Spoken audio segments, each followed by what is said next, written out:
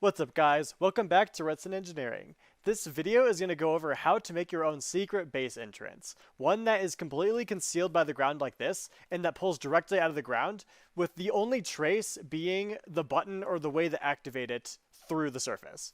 So it'll pull out of the ground directly like this, and then you can take this as far down as you would like, as well as build around it however you would like. This has to be glazed terracotta specifically, but that's really the only limitation with this. With that, let's jump right in.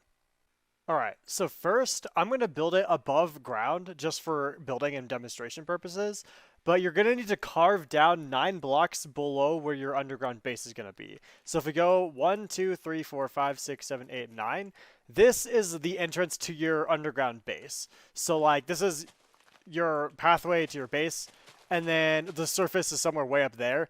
You need to go 9 blocks down in order to build the flying machines. And I'm going to build them on the bottom, and then we'll send them to the top because I think that's faster. But you need to have enough space under it in order to build it. Alright, so next at the bottom, you're going to need to have probably like a 6x6 amount of space because the flying machine itself is 4x4, and you need to have some redstone there. But it really is up to you how you do that. But basically, there's 4 different flying machines, and we're just going to build them all at the same time because I think it's easier. So at the bottom here, you're going to use 4 obsidian in this pattern right here. I'm going to get rid of this just for clarity. So you put 4 redstone like this, you put lamps like this, and the lamps here are the way you send the flying machines, which we'll worry about later.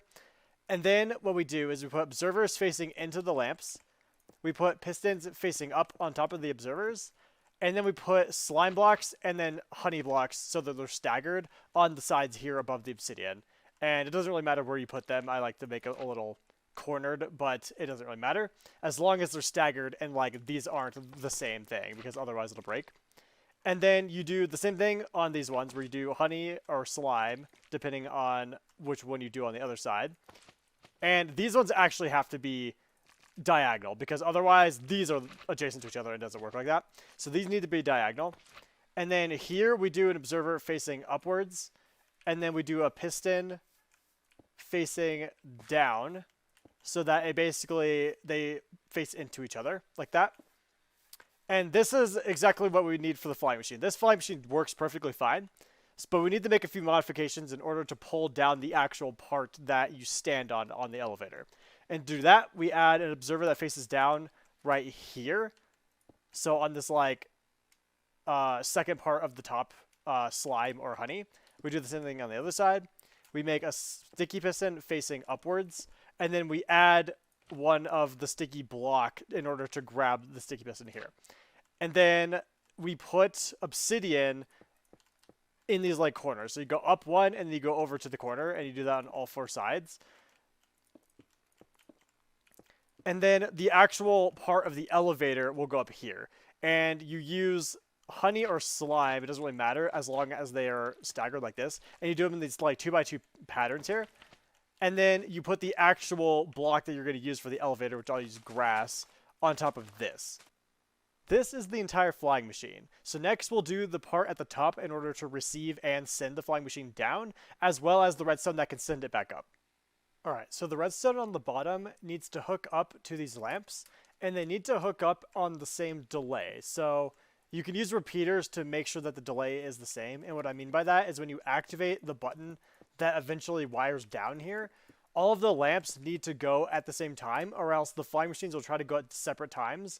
And then what will happen is, like, if this one tries to go up first, this honey block ends up here, and then all of a sudden this honey block is stuck to this piston, and then the whole thing will break. So make sure that these are all delayed the same. Like, if you're coming from this direction, and you need to signal extend this side, make sure you delay these by 2 so that overall there's the same amount of delay. This down here will wire up to a button that is on the bottom of your base. So you can do this however you want, and it can go literally anywhere you want. I'll just bring it up to simulate that it's somewhere down here, but it can literally go anywhere you want.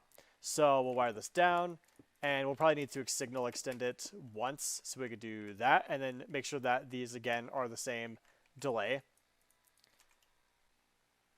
So this will be the entrance to your base, and this will be the button that is down into the entrance of your base in order to send the flying machine back up. So next, I actually forgot to add lamps to the flying machine. So we need to add lamps in front of these top observers up here. in order to be able to power the flying machine when it's up there, and we'll see why it's lamped and not something like a piston in a second. Next, we need to bring obsidian up to the surface. So this will say is our surface. This gold ring is temporary. This is just so that we can place the pistons here in a second. And this wall needs to either be obsidian or glazed terracotta, and that's because it can't stick to either the slime blocks or the honey blocks. You could just have air here and just have a hole, but the problem with having a hole is that you could accidentally fall down and get stuck, and that just wouldn't be good. But you can do whatever you want. So up here, we need to have pistons on all four sides, and we need to have them in a way where when they're extended, the block that they're pushing is level with the wall here. So if these are extended, then the gold block would be here, and this is now level with the wall down here. And we need to do this on all four sides. This is so that we can stop the flying machine when it gets to the top without needing to have obsidian above the surface. And this is how it can stop without literally having anything above the surface. So we do this on all four sides. And make sure that the gold blocks are level. Okay. Right. And this is our surface, remember. So we can't have anything that is going to require us to remove the surface. So this ring is temporary. It will power the pistons in a different way. But we need to have the pistons like this, right? And we need to have a way in order to power these all. So we hook them up to repeaters, and we'll bring this all the way around because you have to use repeaters in order to make sure that they're all powered without being able to power a block up here, because if we did like this, you can't have grass at what would be the surface. And I guess you could, if you really wanted to do this, have the blocks up here, but the surface would be a little bit uneven. So it really just depends on how you want to build it, and that's completely up to you. So we'll do this. Alright, so now that we have this ring, we need to be able to power the pistons, and I usually just use repeaters.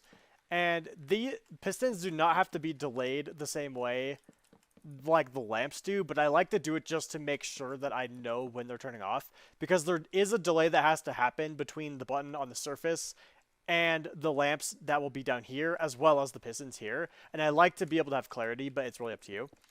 And I usually hook up the way we power the pistons up in a corner, and it will be on the same corner that this button's on, because this button and the button on the surface will hook up to the same circuit, and I like to just have it be conveniently placed.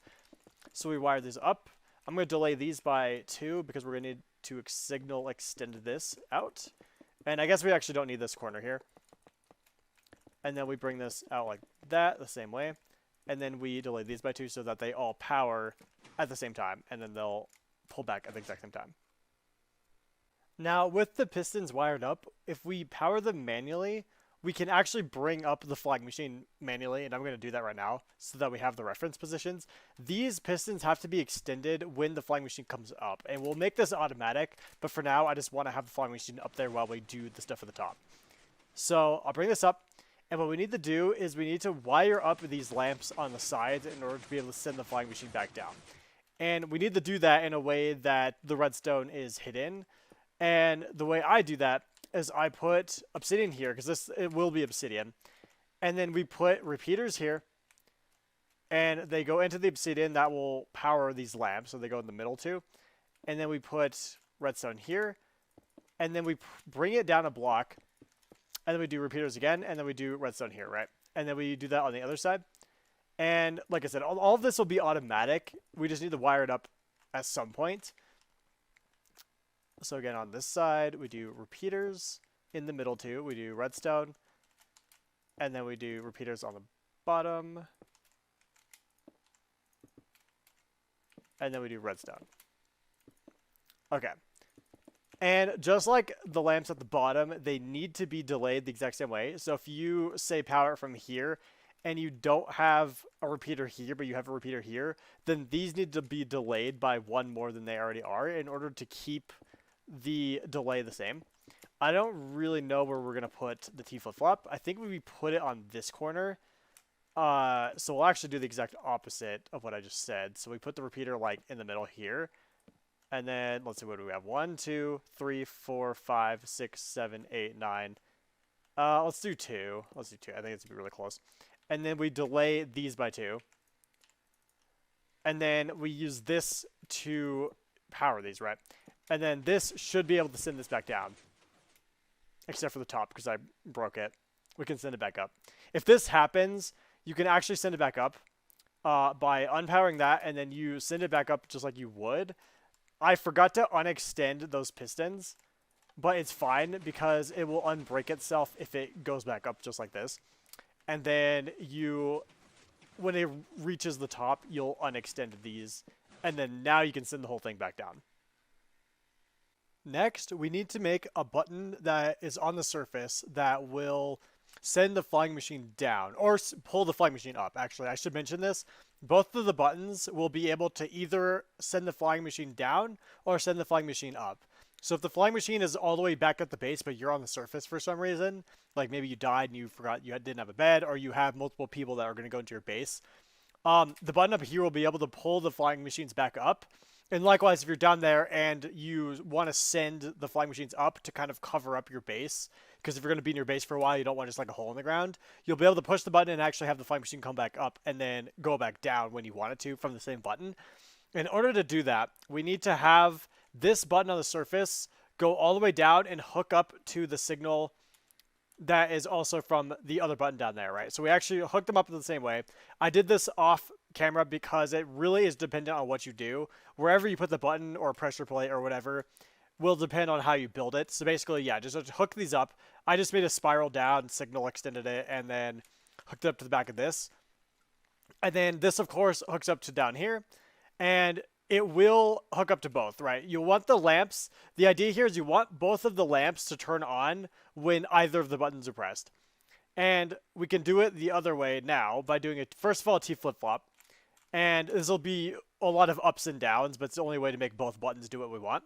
So right here we do a T flip-flop. And we're going to do the Java Edition exclusive T flip-flop because the flying machines are Java Edition anyways, because in Bedrock Edition these flying machines won't work. So the T flip-flop will be built like this. And then we do the piston here. Let's see if I can do this in midair. I cannot do it in midair. I'm bad at the game. Okay, put it there. And then you put this here, torch here, and then you put a repeater here. And now we have a T flip-flop that is hooked up to both buttons. And then this signal we have to bring back up to the top. So it's a little bit roundabout way of doing this. We bring this back up to the top. And you'll need to signal extend it at some point because the redstone can only go 15 blocks at a time. So let's do it right here. And how you build this really just does depend on where you have your buttons and how you have the rest of it built. So we bring these more up. And then you wire this. So we don't wire directly up to this quite yet. What we do is this is the signal for the T flip-flop that needs to be wired up to these pistons. So we actually take this and we wire it directly up to the pistons like this.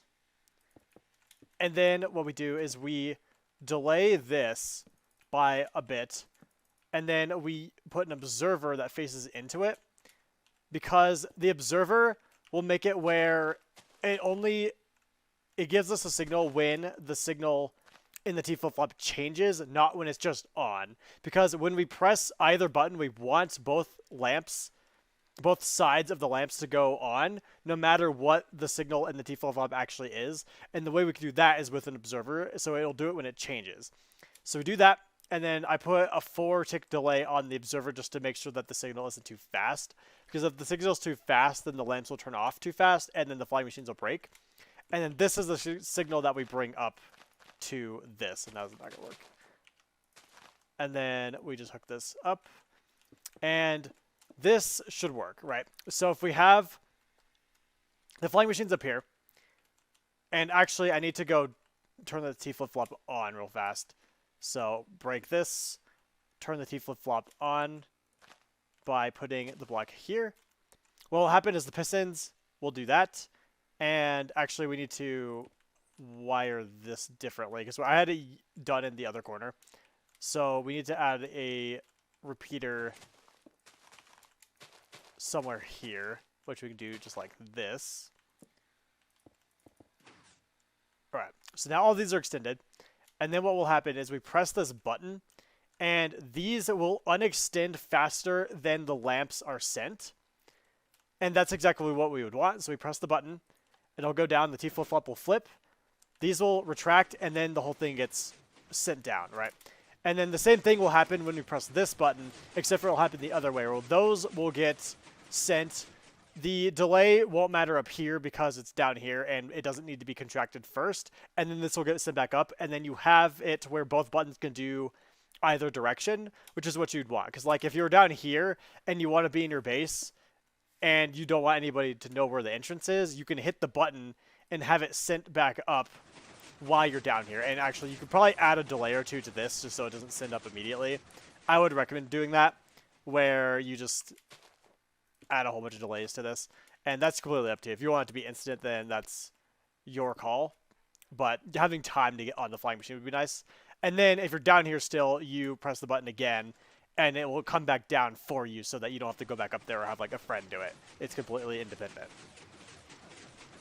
And alright guys, that is it. This is how to make a secret base entrance. Right here is your surface, and you can stay off the radar even if you're on a server with region claim, or you just want to make a nice base in a cave or something in the new 1.18 updates, and you want to have a nice entrance to it. I hope you found something of value of this video, and I hope that you can build the tutorial and hope it was clear enough so that it's easy to build.